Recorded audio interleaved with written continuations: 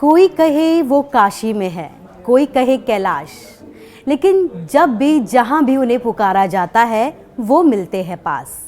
ये विश्वास है शिव भक्तों का और यही वजह है कि देश दुनिया से शिव भक्त अपने भोले बाबा के प्राकृतिक दर्शनों के लिए सारी मुश्किल बाधाओं के बावजूद अमरनाथ पहुँचते हैं।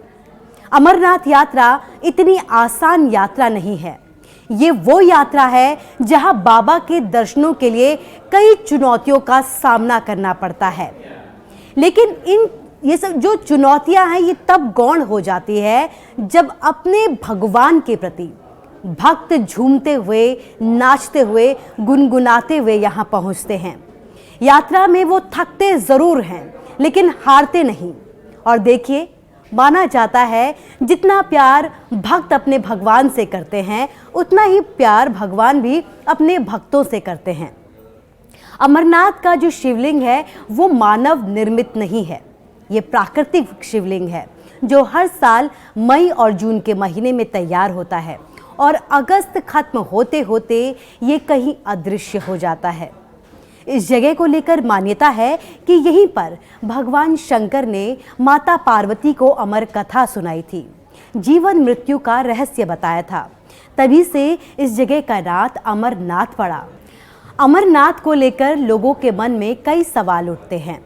यात्रा कैसे करें, कहाँ से करें, अगर आप वर्किंग हैं तो कितने दिन की छुट्टी लें, कहाँ से बुकिंग की जाए, यात्रा के लिए रूट कैसा होगा, कहाँ का होगा, कहाँ रुकना होगा, इंतज़ाम क्या कुछ होंगे, खाना पीना टोटल खर्चा क्या होगा, सुरक्षा कैसी रहेगी, आज इन सब के बारे में आपको बताएंगे।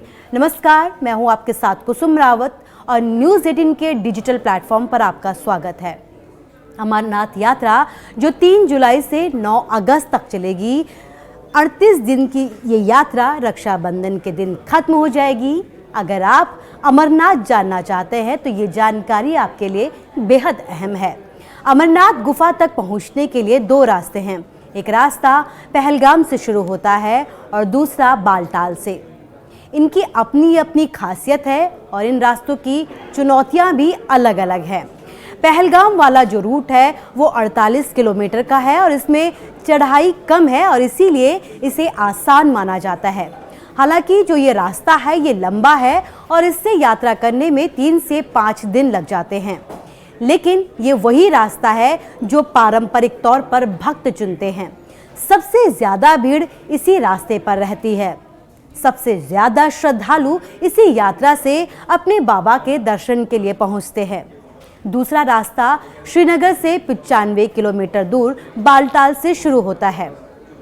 ये जो रास्ता है ये सिर्फ 14 किलोमीटर का है, लेकिन इसमें चढ़ाई कहा गया है कि इसमें चढ़ाई बहुत ज़्यादा है। श्रद्धालु गुफा तक चढ़ाई के रास्ते ही पहुंच पाते हैं।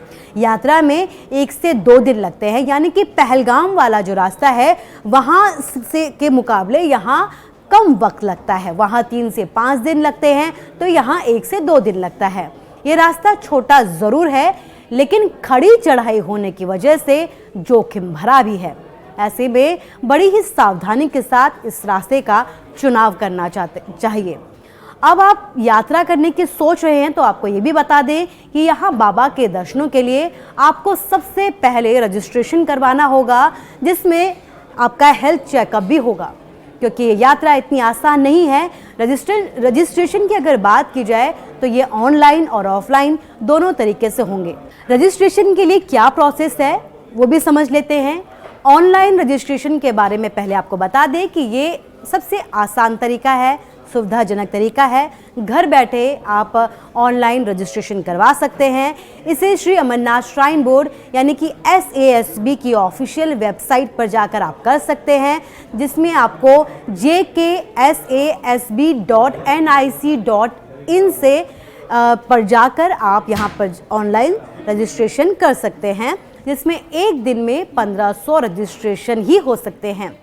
रजिस्ट्रेशन से पहले आपको यात्रा का कोई एक रूट चुनना होगा और इसके अलावा ID कार्ड, जैसे आपका आधार कार्ड हो गया, पासपोर्ट हो गया, वोटर आईडी, या फिर अगर आपके पास पैन कार्ड होगा, आपका पासपोर्ट होगा, वो आपको यहाँ पर उसकी कॉपी यहाँ पर जमा करवानी होगी। इसके साथ ही पासपोर्ट साइज़ फ़ोटो भी आपको यहाँ पर देनी होगी और आपका जो हेल्थ चेकअप है उसका सर्टिफिकेट भी यहाँ पर आपको अटैच करना होगा। हेल्थ सर्टिफिकेट 8 अप्रैल 2025 या उसके बाद का ही होना चाहिए।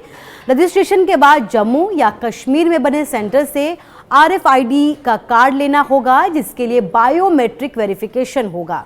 इस कार्ड के बिना एक्सेस कंट्रोल गेट से आप नहीं गुजर सकते हैं। तो ये एक बेहद अहम जानकारी ऑनलाइन रजिस्ट्रेशन को लेकर। और अब बात करते हैं ऑफलाइन रजिस्ट्रेशन की। श्रद्धालु के पास ऑफलाइन रजिस्ट्रेशन का भी अहम विकल्प है। इसके लिए आपको देश भर में 533 जो शाखाएं हैं वो बनाई गई हैं। इसमें पंजाब नेशनल बैंक में जाकर आप रजिस्ट्रेशन करवा सकते हैं, स्टेट बैंक ऑफ इंडिया में जाकर भी आप अपना ऑफलाइन रजिस्ट्रेशन करवा सकते हैं, Jammu Kashmir bank, yes bank की शाखाएं भी इसमें शामिल है। जम्मू पहुंचकर भी आप ऑफलाइन टोकन ले सकते हैं। जम्मू में कुल 4 जगहों पर तत्काल रजिस्ट्रेशन काउंटर बनाए गए हैं। इनमें रेलवे स्टेशन शामिल है, सरस्वती धाम शामिल है, वैष्णव धाम शामिल है और पंचायत भवन। आपको बता दें कि भगवती नगर बेस कैंप में सिर्फ श्रद्धालुओं के जो यहाँ पे साधु संत पहुँचेंगे उनके लिए ही रजिस्ट्रेशन की सुविधा उपलब्ध है।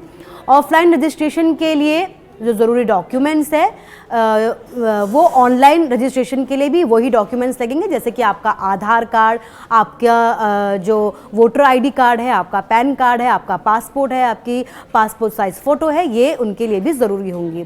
जम्मू में टोकन लेने के बाद तय सेंटर पर मेडिकल सर्टिफिकेट भी आपको देना होगा और बाकी सभी डॉक्यूमेंट्स यहाँ पर जमा करवाने होंगे। अगर आप सोच रहे हैं कि क्या इसमें कोई फ़ीस लगती है, तो जी बिल्कुल यहाँ पर फ़ीस लगती है। ऑफलाइन रजिस्ट्रेशन के लिए 120 रुपये प्रति व्यक्ति जो फीस है वो यहाँ पर लगती है और इसके साथ ही ऑनलाइन रजिस्ट्रेशन की अगर बात की जाए तो 220 ऑनलाइन रजिस्ट्रेशन की फ़ीस है। तो ऑफलाइन 120 और ऑनलाइन 220 फीस है।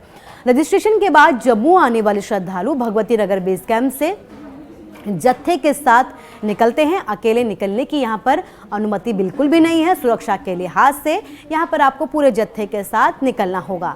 यात्रा में कितना खर्च होता है, ये भी लोगों के मन में सवाल उठते हैं। रहने के लिए क्या इंतज़ाम है, ये अक्सर हमसे ये सवाल पूछा जाता है। अगर आप दिल्ली से सफ़र शुरू कर रहे हैं तो 14 किलोमीटर वाले बालटाल रूट से अमरनाथ यात्रा अगर आप करना चाहते हैं, तब आपका कुल खर्च की अगर बात की जाए तो 15 से 20 हज़ार रुपये यहाँ पर लोगों का एक इंसान का खर्च आता है। 48 किलोमीटर वाले पहलगाम रूट का सफ़र थोड़ा लंबा है, इसलिए कहा जाता है कि यहाँ का जो खर्चा है वो ज़्यादा आता है। इसमें 20 हज़ार रुपये लग सकते हैं या फिर 25 हज़ार रुपये तक खर्च का अनुमान जताया जाता है। इनमें दिल्ली से अगर आप बालटाल या पहलगाम पहुँच रहे हैं तो होटल में रुकने, खाने पीने का खर्चा भी इसमें शामिल है। इसके अलावा गुफा तक अगर आप पहुँच रहे हैं ट्रैकिंग के दौरान तो, और अगर आप पोनी लेन ले रहे हैं तो फिर आपको यहाँ पर जो है उसका अलग से खर्चा देना होगा, जिसके लिए अगर पोनी या पालकी की अगर बात की जाए तो यहाँ पर 2000 से लेकर 5000 रुपये तक का खर्चा देना पड़ता है। पहलगाम और बालटाल में ठहरने के लिए श्राइन बोर्ड ने टेंट की व्यवस्था की है। इसके अलावा अलग अलग होटल्स भी यहाँ पर हैं। अगर टेंट की बात की जाए तो यहाँ पर 500 रुपये से इन टेंटों का खर्चा शुरू हो जाता है, जबकि खाने की अगर बात की जाए तो खाने के लिए यहाँ पर कई लंगर हैं जहाँ पर खाना आपको बिल्कुल फ्री मिलेगा और स्वादिष्ट भी। अगर आप यात्रा की डेट से पहले जम्मू पहुँच रहे हैं या श्रीनगर पहुँच रहे हैं, होटल लेकर रुक रहे हैं, तो इसका अलग से आपको खर्चा देना होगा। इसकी एंट्री फीस भी आपको अलग से देनी पड़ेगी। तो यात्रा के लिए जो पहला जत्था है वो रवाना हो चुका है। 3 जुलाई से लेकर 9 अगस्त तक ये यात्रा रहने वाली है और इस यात्रा को लेकर अभी से जो जम्मू कश्मीर का माहौल है वो भक्तिमय हो चुका है। जो तस्वीरें सामने आ रही हैं वो बेहद ही अद्भुत है। भक्त जो हैं बेहद खुश हैं और भक्तों के साथ साथ कश्मीर के लोगों को का जो उत्साह है इस यात्रा को लेकर वो भी देखने लायक है।